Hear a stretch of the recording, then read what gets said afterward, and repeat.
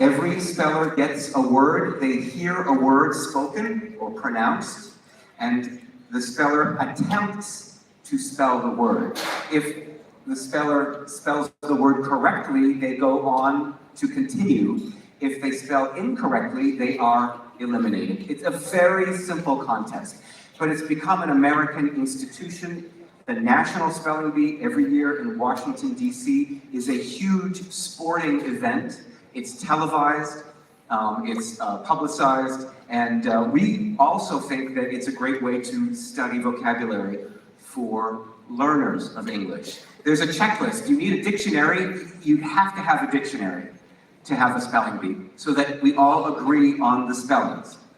You need a pronouncer, a person who will speak the words plainly and clearly the same way for every speller. It's not fun if it's not fair. And so the pronouncer is responsible for being the same kind of voice, tone of voice for every speller.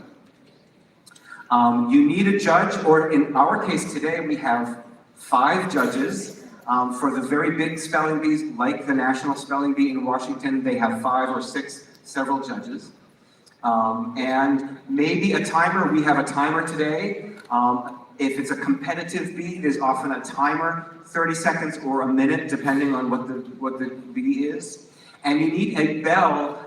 When someone misspells a word, it's traditional to have a sound that indicates the error. Can we hear the bell? There we go. So if you hear that bell, that means a word has been misspelled. And if it's very serious, if it's on television, a recording device, but I think for most classrooms, you don't have to worry about that. Now, I'll teach this very quickly. You need enough words for a bee.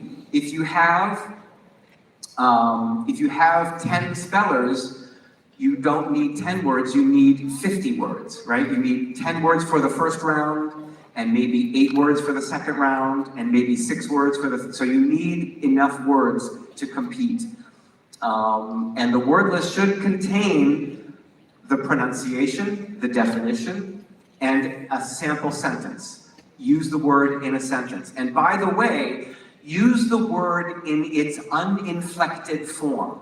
So if it's a noun, don't make it a plural. If it's a verb, don't conjugate the verb.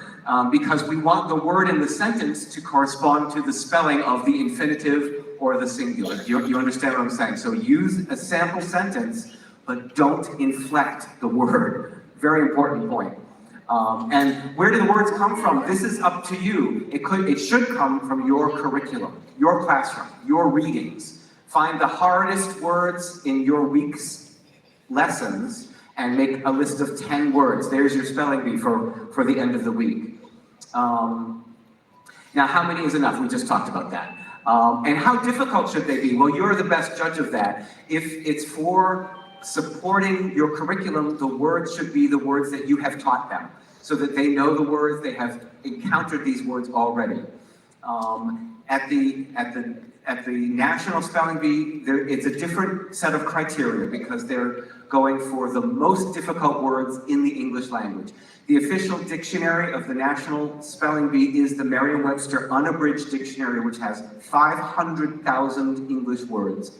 Every single word is potentially used in the spelling bee.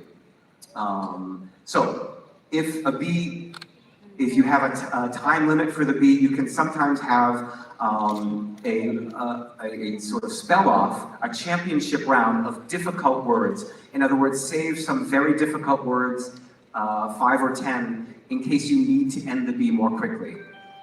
That's just organizational strategy. The rules have to be clear, very, very clear rules. The bee is in rounds. What does that mean? It means every speller has a number. You can't see them, but we have spellers with 1, 2, 3, 4, 5, 6. You have a number, and that keeps track of each speller for each round. And perhaps speller number 2 is the only speller who misspelled. That means the following round, 1, 3, 4, 5, 6. You go in order every time. Every speller spells each round. And the time limit is up to you. And the spellers may engage with the pronouncer. The spellers may ask questions. May I hear that word again? Could you repeat the word? Could you repeat the sentence? Could you repeat the definition? Now, at the National Spelling Bee and for adult spelling bees, there are other questions you can ask. What is the origin of the word? Is it Latin? Is it French? Is it Old English? But those are questions that we're not going to ask today, and they're not important for learners of English, but that is also a potential question. And the elimination procedure, you continue the rounds until you have a winner. And yes, we will demonstrate in a moment how to do this. Finally, lack of order. This is important in a spelling bee. It's very quiet in here. This is a perfect spelling bee audience. But I have been in auditoriums around the world where we can't hear ourselves because there's so much talking. So you need a quiet room so the spellers can think and so the judges can hear. You seek the spellers, maybe it depends on the stage or in the audience, in order. 1, 2, 3, so they are in order already. And if, for example, you're performing the bee on stage and the spellers are in front, they come up and maybe the next speller comes up behind so that you move quickly. Just make something very organized and routine. In this case, our spellers are already on stage, so we've already got them in order. And then if they are on stage and coming off, they return to their seat. They return to the same seat. Now, if they misspell, they should sit somewhere else. And that way, it's just easier to continue. Okay, now, there are some clues. The spellers cannot use paper. The spellers cannot use a pen or a pencil or a crayon or chalk. They can't write with anything. They cannot have a smartphone or a tablet. However, they can use their hand or their arm. They can imagine writing the word. And that's okay, because that's helping them to spell. Sometimes at the National Spelling Bee, we will see spellers do this, or even with their thumbs. And they're just imagining spelling the word. That's fine, that's okay. A speller can start over. The only reason you start over is for orientation. You cannot correct yourself. Because if you are correcting your spelling, that means you spelled it wrong. Either the first version or the second version, if they were different, you have misspelled the word. So you can restart at any time, but you must repeat your letters. In this case, you can say R-E-S-P-E-L-L. And that way, everyone understands we hear the word from beginning to end. The pronouncer is such an important job. Speak clearly, be consistent in your tone, be calm. The students may be nervous, so you should help them to calm down. Repeat a word. You're not a judge. If you're the pronouncer, you're not a judge. You're not an adversary. You are helping them. So help them. Repeat the word as many times. Sometimes you ask them, of course, to repeat the word back to you. The speller will say the word, and if you think they misunderstood you, say, listen to me again, and make it clear that you are helping them to repeat the word. If they can't repeat the word, they won't have a chance at spelling the word, right? We want them to repeat the word and make it sound correctly. The judges will also listen to the spellers, and if the spellers are not repeating the word clearly, you can ask for them to try again. And that indicates to the speller, I must be repeating it incorrectly. That's part of your job. So, if the word is mispronounced, and if the word is misspelled, then the pronouncer will say, after the bell has rung, the correct spelling is, so that we all hear the correct spelling and we know what happened.